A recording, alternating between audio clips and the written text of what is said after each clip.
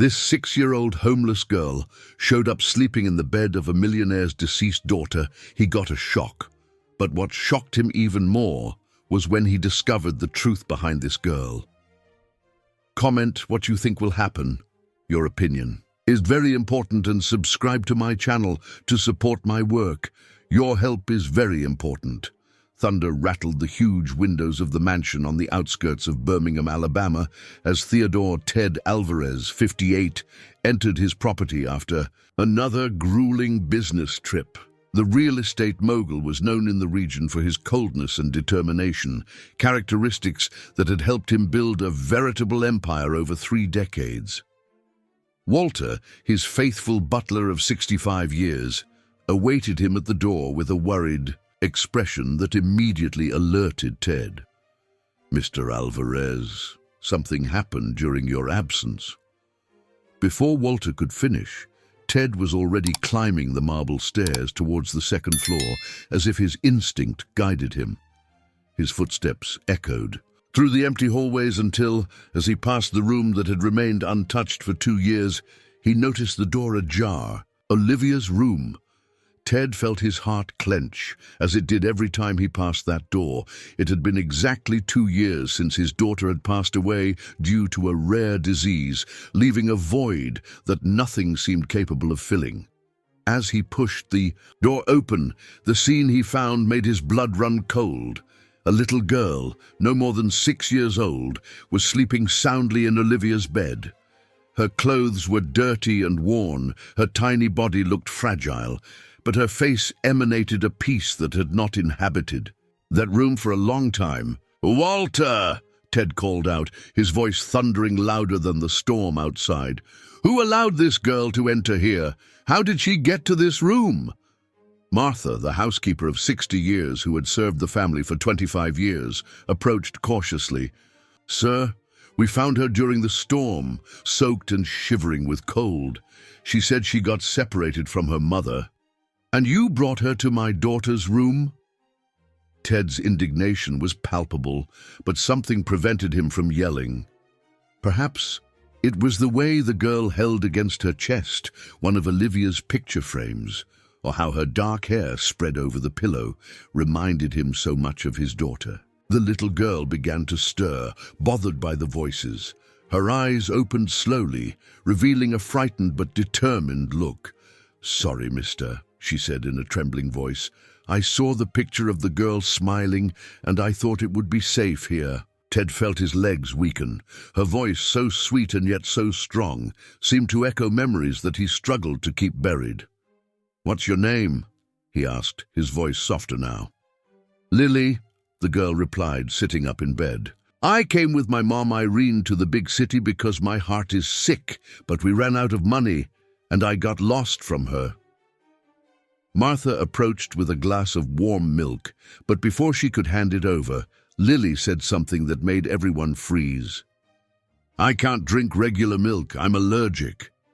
Ted staggered a few steps back, leaning against the wall. It was the same rare allergy that Olivia had, a condition that affected less than 1% of the population. "Walter, call the investigators." "We need to find this girl's mother," Ted ordered, his voice betraying the turmoil of emotions that consumed him. "And Martha, prepare the special milk we still keep in the pantry."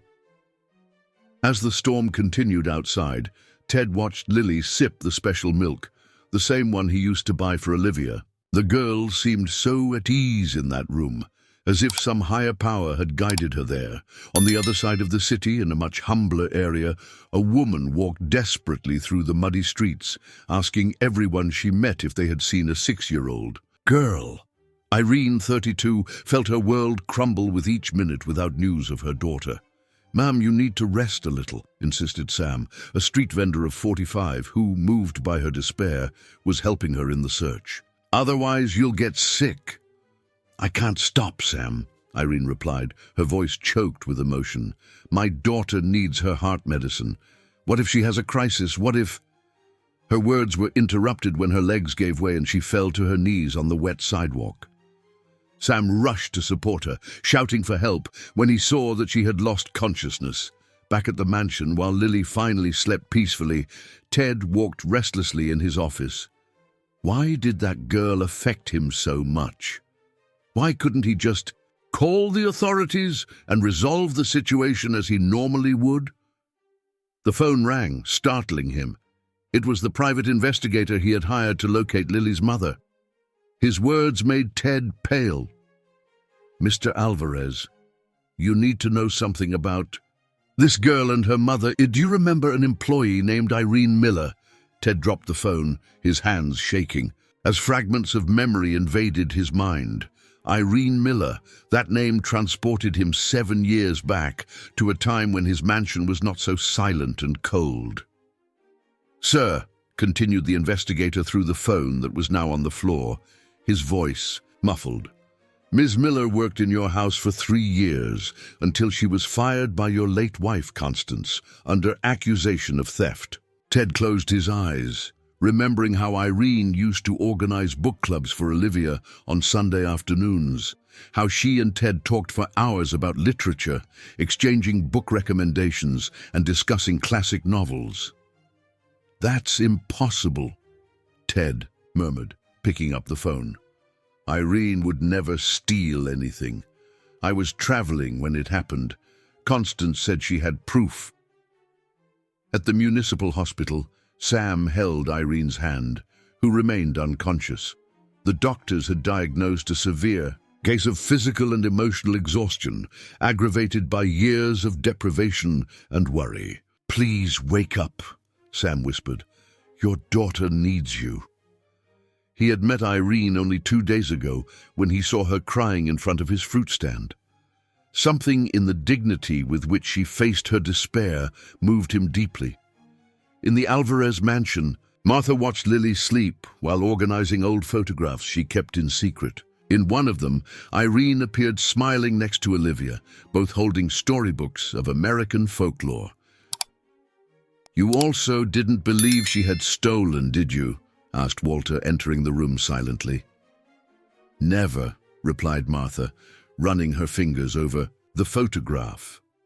"But Constance was determined to send her away. There was something more behind that accusation, Walter, something we never managed to discover." The sound of a car parking abruptly at the entrance of the mansion interrupted the conversation. It was August, Ted's eldest son, arriving unexpectedly. At 30 years old and with an ever-calculating look, he managed part of his father's business and nurtured an obsession for controlling the family empire. "Where's my father?" he demanded to know as soon as he entered, his voice echoing through the corridors. "I heard he brought a homeless girl into the house." Martha placed herself protectively in front of the door to the room where Lily was sleeping. "Lower your tone, Mr. August. The girl is resting." "Resting in Olivia's room," August shouted, advancing towards the stairs. "This is absurd. First that cheeky maid who got too close to my father, now this." Ted appeared at the top of the stairs, his face more severe than August had ever seen. "What are you talking about, August? What maid?" "Oh, Dad, don't play dumb. I'm talking about Irene, the one Mom caught stealing jewelry, the same one who kept trying to get close to you with those book conversations."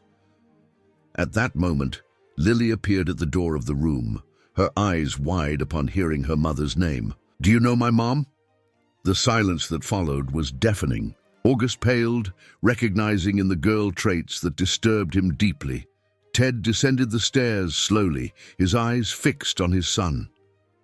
"August, what do you know about Irene's dismissal?" Ted asked, his voice dangerously calm. Before August could respond, Ted's phone rang again. It was the municipal hospital, informing that a woman named Irene Miller had been hospitalized in serious condition. "Is my mom sick?" Lily asked, descending the stairs with difficulty. "Please, take me to her." Ted watched the girl, noticing for the first time how she held her chest in a way identical to Olivia when she felt pain. "Martha, prepare the girl. We're going to the hospital now." "Dad, you can't get involved in this," August protested. "Think about the scandal, the family's reputation." "Scandal?" Ted repeated, turning slowly to his son. What scandal, August? What are you hiding? At the hospital, Sam walked nervously down the hall when he saw Ted Alvarez approaching with a retinue. His face hardened upon recognizing the businessman. What are you doing here? Sam asked, placing himself between Ted and the door to Irene's room. Wasn't it enough to destroy her life once? What are you talking about? Ted questioned, confused. I'm talking about how your wife and son destroyed Irene's reputation, Sam exploded. How they spread lies about her throughout the city, preventing her from getting another job. How she had to flee to a rural community to survive. Ted staggered, as if he had been punched. Lily ran to the door of the room, but stopped when she saw her mother unconscious on the hospital bed. "Mom!" cried the girl, running to embrace Irene. Lily's touch seemed to awaken something in Irene. Her eyes opened slowly, focusing first on her daughter's face and then on the imposing figure of Ted Alvarez standing at the door. "Mr. Alvarez," Irene whispered, her voice weak but clear. "After all this time." "Irene, forgive me," Ted said, approaching the bed. "I never knew. I was traveling." "No!" interrupted August, entering the room abruptly. "Dad, don't believe her. Mom had proof of the theft." "What proof, August?" asked Martha, her voice charged with an authority that surprised everyone. "The same proof you helped your mother plant in Irene's room?" August's face lost all color. In the silence that followed, only the sound of Irene's heart monitor could be heard, marking the rhythm of a truth that was about to come to light. The hospital room plunged into a dense silence, broken only by the constant beep of the heart monitor. August ran his hands through his hair, his face a mask of poorly disguised panic. "Martha, what are you talking about?" Ted asked, his voice trembling with contained anger. The housekeeper straightened her shoulders, years of guarded secrets weighing on her conscience. "The day Irene was accused, I saw August entering her room before the supposed theft was discovered. He was carrying a box of jewelry." "Shut up!" August shouted, advancing towards the housekeeper. Ted grabbed him by the arm forcefully. "Continue, Martha," Ted ordered, without letting go of his son. "Mrs. Constance was obsessed with the friendship between you and Irene," explained Martha, tears running down her wrinkled face. "She saw how you talked about literature, how Irene brought life to this house with her book clubs. She started imagining things." Irene, still weak in the hospital bed, squeezed Lily's hand. "I never understood why she hated me so much. I just wanted to help Olivia love our culture, our stories." "Mom always read me the same stories she read to Olivia," Lily said softly, taking out a worn book of American legends from her worn bag. "This one was yours, wasn't it?" Ted immediately recognized the book. He himself had given it to Irene as a gift, a rare edition he found on one of his trips. On the first page, a dedication. "For Irene, who teaches us to see poetry in simple things, Ted." "August," Ted's voice was glacial. "I want the truth now." The eldest son of the Alvarez collapsed into a chair, defeated. "Mom was convinced there was something between you and Irene. She made me promise that I would help keep her away from you. I was young, I wanted to please." "So you planted the jewelry in her room?" Ted asked, his disappointment palpable. "It wasn't just the jewelry," interrupted Sam, who until then had observed everything in silence. "After Irene left, they spread rumors throughout the city. No one wanted to hire her. She had to flee to a rural community, pregnant and with nothing." "Pregnant?" Ted's voice failed. "Yes. I found out I was expecting Lily a few days after being fired," Irene replied, her voice weak but firm. "I had to start from scratch, learn crafts with the women of the community to survive." Lily, who had climbed onto the bed to be closer to her mother, suddenly put her hand to her chest, her little face contorting in pain. The heart monitor began to beep frantically. "My daughter!" cried Irene, trying to get up but being restrained by her own weakness. "She needs her medicine," exclaimed Sam, "but we don't have money to buy it." Ted didn't hesitate. "What's the medicine? I'll buy it right now." While the doctors rushed to attend to Lily, Ted sped off to the nearest pharmacy. In his mind, flashbacks of Olivia having similar crises mixed with the image of Lily. When he returned with the medication, he found Martha consoling Irene, who was sobbing softly. Lily had been stabilized, but the doctors were clear. She needed urgent, specialized treatment. "Irene," Ted called, approaching the bed. "Let me help. You two can stay at the mansion while Lily undergoes treatment. Please accept it as a way to start repairing the harm that my family caused." "Dad, you can't," began August, but was interrupted by a cutting look from Ted. "You've done enough," Ted said to his son. "Now get out of here before I do something I regret."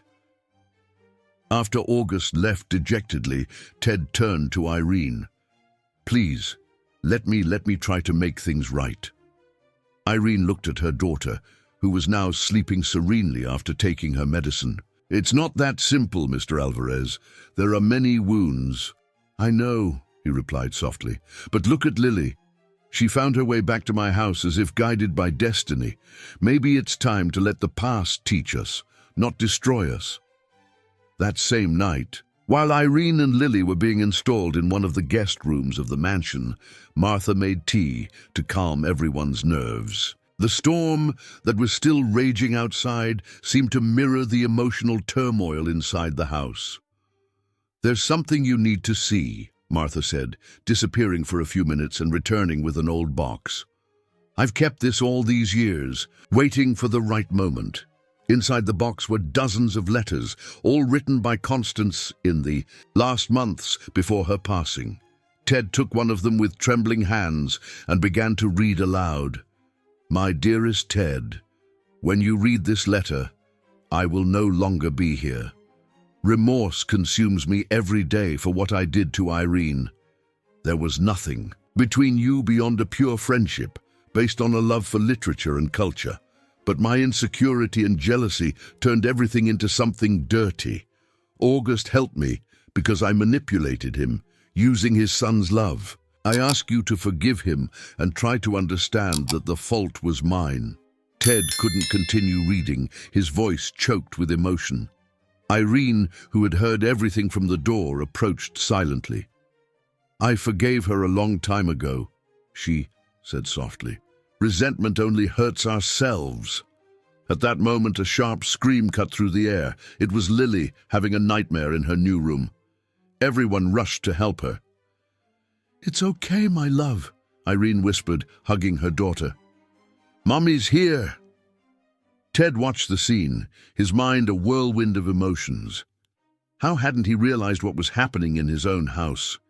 How had he allowed his obsession with work to blind him to the manipulations and injustices? But as he saw Martha, preparing the same calming tea she used to make for Olivia, as he watched the sweetness with which Irene cherished Lily, something began to change within him. Perhaps, he thought, it wasn't too late to rebuild not only his family, but also his humanity. What no one knew was that at that exact moment, August was making a call that would drastically change the course of events. "Hello, Aunt Bernice. I need your help." In the weeks that followed, the Alvarez mansion underwent a subtle but profound transformation. The sound of Lily's laughter echoed through the once silent hallways, bringing new life to that place that, for so long, served only as a museum of painful memories. Irene, still recovering from her own health condition, timidly began to reorganize the mansion's library, an activity that used to be her favorite role years ago. Her hands caressed the spines of the books like old friends long lost. "I found that cookbook we used at the book clubs," she said one morning, showing a leather-bound volume to Martha. "Remember how Olivia loved the cheesecake we made?" The housekeeper smiled, tears in her eyes. "How could I forget? It was the same one Lily asked for yesterday."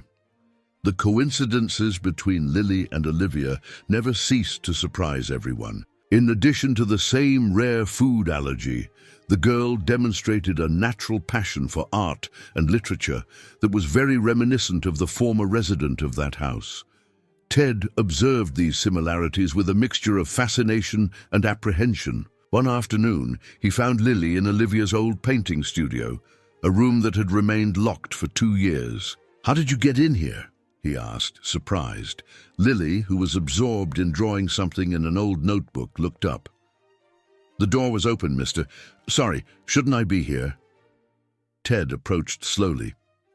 The drawing she was doing was of a bluebird, flying over a meadow just like Olivia used to draw. "No, it's okay. You like to draw?"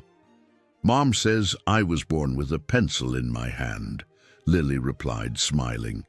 "In the community where we lived, I drew on the ground, on the walls, until Mrs. Zelda gave me this notebook." At that moment, Irene appeared at the door, hesitant. "Sorry, I didn't know you were here. Lily, it's time for your medicine." "Wait," Ted called when she was already turning to leave.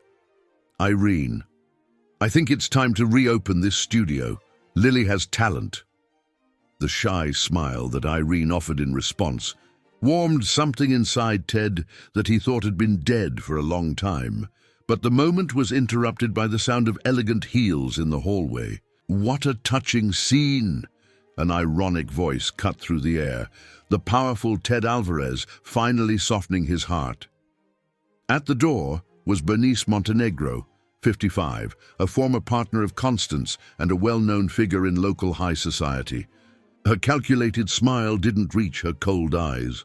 "Bernice, what are you doing here?" Ted asked, instinctively placing himself between her and Irene. "Oh dear, I heard you were, how can I put it, hosting some interesting people. I came to see with my own eyes." Her gaze swept over Irene from head to toe, and wouldn't you know it, the rumors were true. Irene took Lily by the hand, muttering something about the medicine, and quickly left the studio. Ted faced Bernice with a hard look.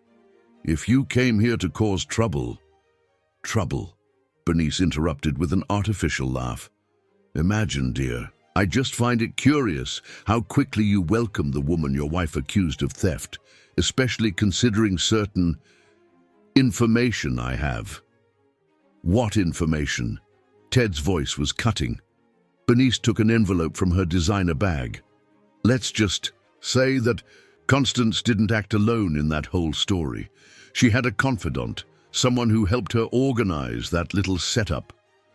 Ted's blood ran cold. "You? Oh, don't look so surprised," Bernice continued, walking through the studio and observing. "Olivia's old paintings.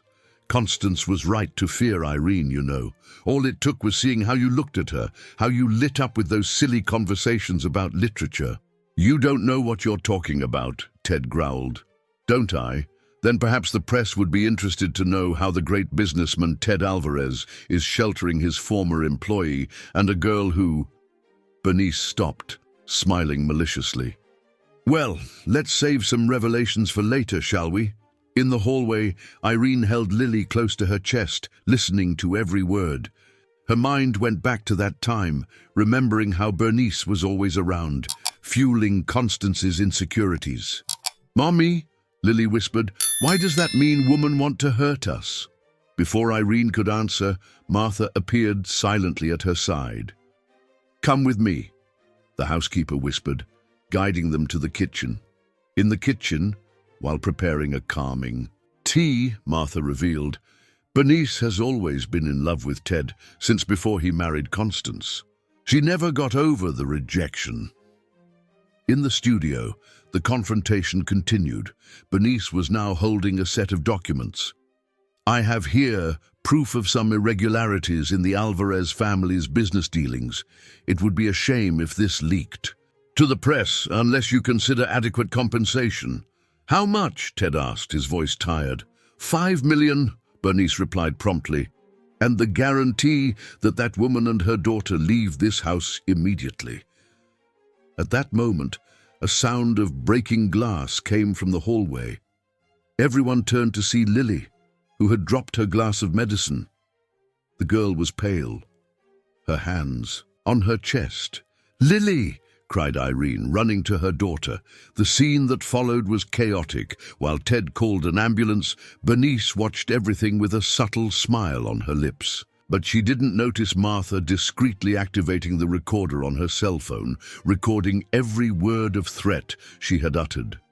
At the hospital, while Lily received care, a tense meeting took place in the waiting room. Sam had arrived as soon as he heard, bringing with him a battered folder.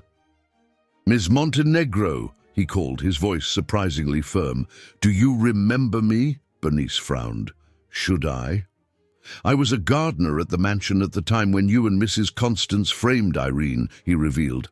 "And I've always had the habit of keeping interesting things I found in the garden.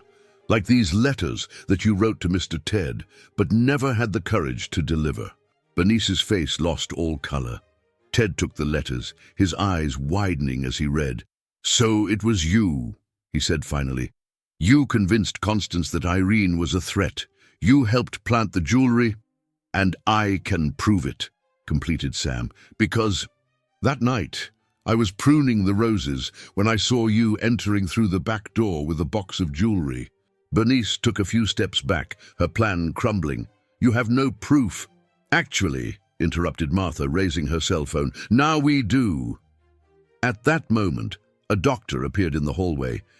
"Mr. Alvarez, we need to talk about Lily's condition." The hospital hallway fell into complete silence as the doctor led Ted and Irene to a private room. Dr. Paul Silver, 60, was the same specialist who had treated Olivia years ago. "Lily's heart condition is very similar to the one Olivia had," explained the doctor, his voice gentle but concerned. "But there's a crucial difference. We discovered this much earlier. There's still a chance for treatment." Irene squeezed Ted's hand instinctively, a gesture that didn't go unnoticed by Bernice, who watched through the window of the room. "What's the cost of the treatment?" Ted asked immediately. "It's an experimental procedure," replied Dr. Paul. "We'll need special equipment, a dedicated team." "I didn't ask that," interrupted Ted. "What's the cost?"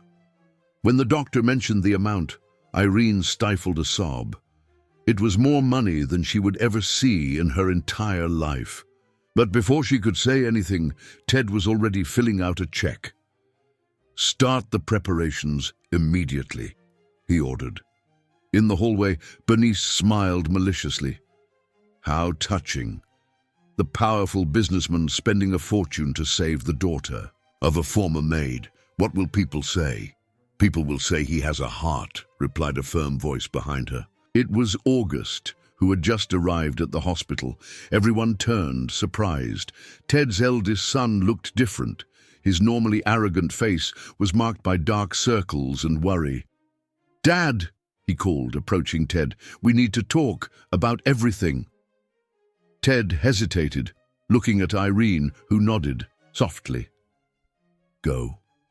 I need to stay with Lily now." In a small chapel of the hospital, father and son sat in silence for a few minutes. It was August who spoke first. "I found this in Mom's old office," he said, handing over a diary battered by time. "It's her last notes, about Irene, about you, about everything." Ted opened the diary with trembling hands. Constance's elegant handwriting covered pages and pages. "Today, I saw Ted smiling again, for the first time since Olivia got sick. He was in the library with Irene, discussing some book. For a moment, I felt jealous. But then I realized it wasn't a smile of romantic love. It was the smile of someone who has finally found peace in the midst of the storm. How could I have been so blind? How did I let Bernice convince me that there was something more?" "Bernice," Ted murmured. "She poisoned your mother's mind." "Yes," confirmed August, "and I, idiot, helped. But there's more, Dad, much more." In the following pages, Constance revealed how Bernice had manipulated not only that situation, but several aspects of the family's business over the years. How she kept compromising documents, waiting for the right moment to use them. And now she wants $5 million to keep quiet. concluded Ted. No, corrected August. She wants to destroy the only good thing that has happened in this family since we lost Olivia.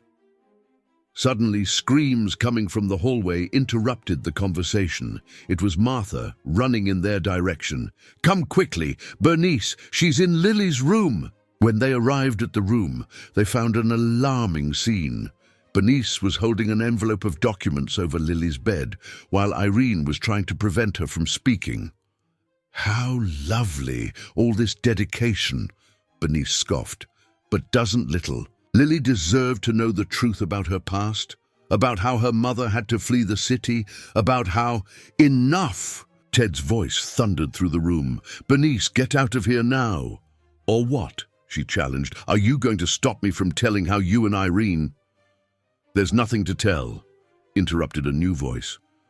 It was Sam, standing at the door, with a group of women. "Who are these people?" asked Bernice, taking a step back.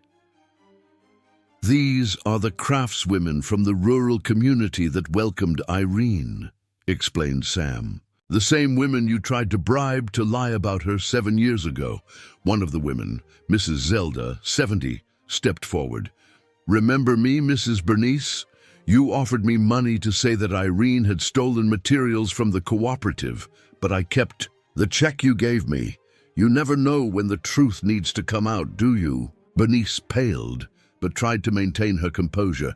"You have no proof of anything, and I still have the documents about the irregularities in the Alvarez's business dealings." "No, you don't," said August, advancing, "because I've spent the last week undoing every one of your setups, every forged document, every bought witness. It's all here." He threw a folder onto Lily's bed. Bernice grabbed the papers, flipping through them frantically. "This is impossible. How did I find out?" August completed. "Let's just say I found an unlikely ally." At that moment, an elegant lady of about 65 years old entered the room. Bernice almost fainted upon recognizing her. "Hello, little sister," said the newcomer. "Long time no see." "Carmine?" Bernice stammered. "But you were in Europe." "I came back as soon as August told me what you were up to," replied Carmine. "You know, I always suspected you had something to do with the disappearance of the jewelry from the mom 30 years ago. Those same jewels that you used to frame Irene." Bernice's world crumbled before her eyes. All her plans, all her manipulations, everything was being exposed. But before anyone could say anything else, a sharp sound cut through the air. Lily's heart monitor began to beep frantically. "Everyone out," ordered Dr. Paul, running to the room with his team. "She's going into shock." In the agonizing hours that followed, while the doctors fought to stabilize Lily, a silent transformation took place in the waiting room. Ted held Irene's hand, who was crying softly, while August stood guard at the door to prevent Bernice from escaping. It was then that Carmine approached Ted with another diary, this one much older. "I found this among our mother's things," she explained. "I think you need to read it." Ted opened the diary and, on the first pages, an explosive revelation made him gasp. The history of the Montenegro family was about to change everything they thought they knew about the past. With trembling hands, Ted began to read the old diary brought by Carmine. The yellowed pages revealed a story that no one could imagine. March 15th, 1990. Today. Bernice came to tell me about her secret love for Ted Alvarez. My youngest and daughter has always been obsessive, but this time there's something different in her eyes. I fear what she may do, especially now that he's engaged to Constance. Ted looked up at Carmine, who nodded sadly. "Keep reading," she whispered. March 20th, 1990, I found Bernice tampering with the family jewels. When I questioned her, she said they were just keepsakes. But today I discovered that she has been following Ted and Constance, photographing their every move. This isn't love, it's obsession. At that moment, a doctor came rushing out of the ICU where Lily was interned. "We need authorization for an emergency procedure," he exclaimed. While Irene signed the documents with trembling hands, Ted continued reading, each page revealing more about the web of manipulations woven by Bernice over the years. April 10th, 1990, Bernice disappeared with the family jewels. When she returned, days later, she was different. I discovered that she had tried to plant the jewels in Constance's car, but something went wrong. Now she keeps those same jewels as a weapon, waiting for the right moment. "The same jewels," Ted murmured, finally understanding. "The same ones that were used to frame Irene." Bernice, who was sitting in a corner under August's watchful eye, began to laugh hysterically. "You don't understand. I did everything. For love. Ted should have been mine. For love?" Carmine's voice trembled with indignation. "You destroyed lives for obsession. But the truth is even worse, isn't it, little sister? Tell them what you really did 7 years ago." Before Bernice could answer, Martha came running into the hallway holding more papers. "Mr. Alvarez, I found this hidden in the lining of Bernice's room in the mansion. It's Olivia's original medical reports." Ted took the documents, his face paling as he read. This isn't possible." "What is it, Dad?" asked August, approaching. "According to these reports, Olivia's condition was treatable," Ted explained, his voice choked with emotion. "But someone altered the results. Someone wanted us to think there was no hope." All eyes turned to Bernice, who was now visibly shaking. "She worked in the lab at that time," revealed Carmine. "She had access to the reports." "Why?" asked Ted, advancing towards Bernice. "Why?" "Because you needed to suffer," Bernice exploded. "Needed to lose everything like I lost. First it was Olivia, then it would be Constance, and then you would finally realize that I was the only one who had always been by your side."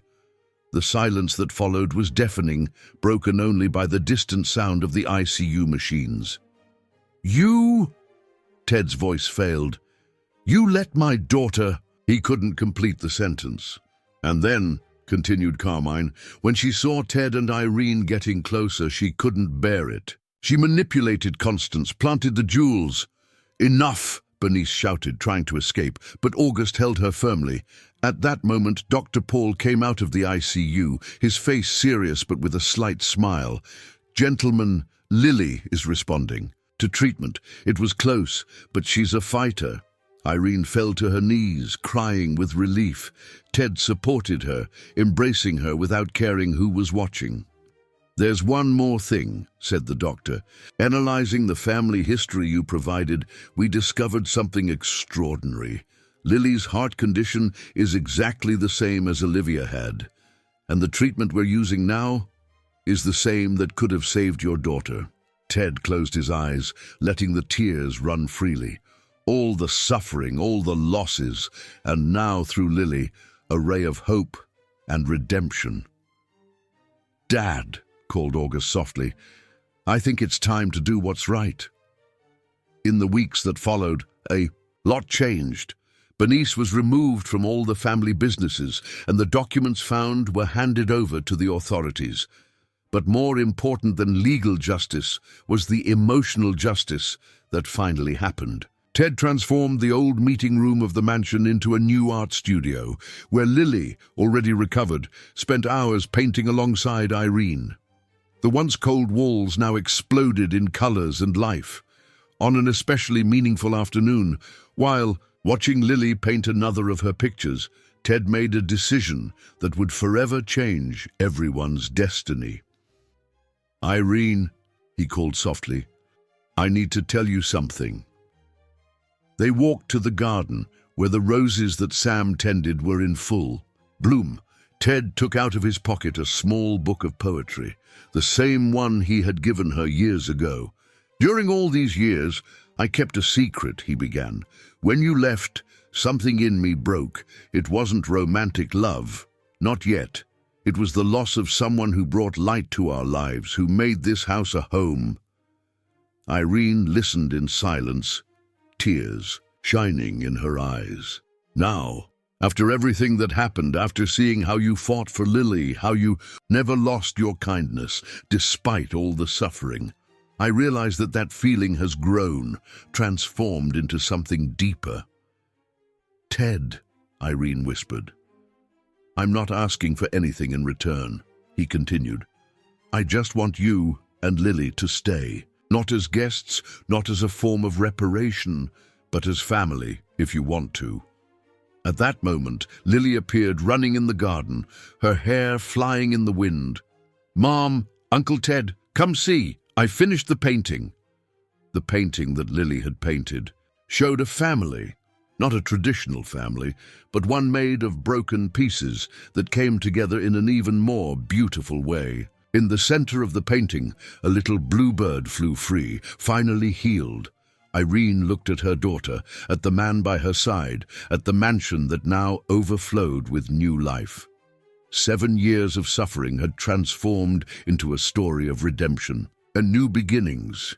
"Yes," she replied, taking Ted's hand, "let's be a family." And so, under the Alabama sunset, while Lily ran through the garden with her restored energy, while Martha prepared treats in the kitchen, and August organized a fundraising exhibition with the girls' paintings, a new story began. Not a story of loss and revenge, as Bernice had tried to write. Not a story of prejudice and separation, as society might expect. But a story of healing, of second chances, of love that transcends barriers and transforms lives. A story that began with a girl lost on a stormy night and ended with a healed heart, not just Lily's, but that of everyone who learned that family isn't just what blood determines, but what love builds. And every afternoon, as the sun sets over Birmingham, you can hear in the Alvarez mansion the sound of laughter, the smell of cakes made with old recipes, and the soft whisper of brushes dancing on canvases. The music of a home finally complete.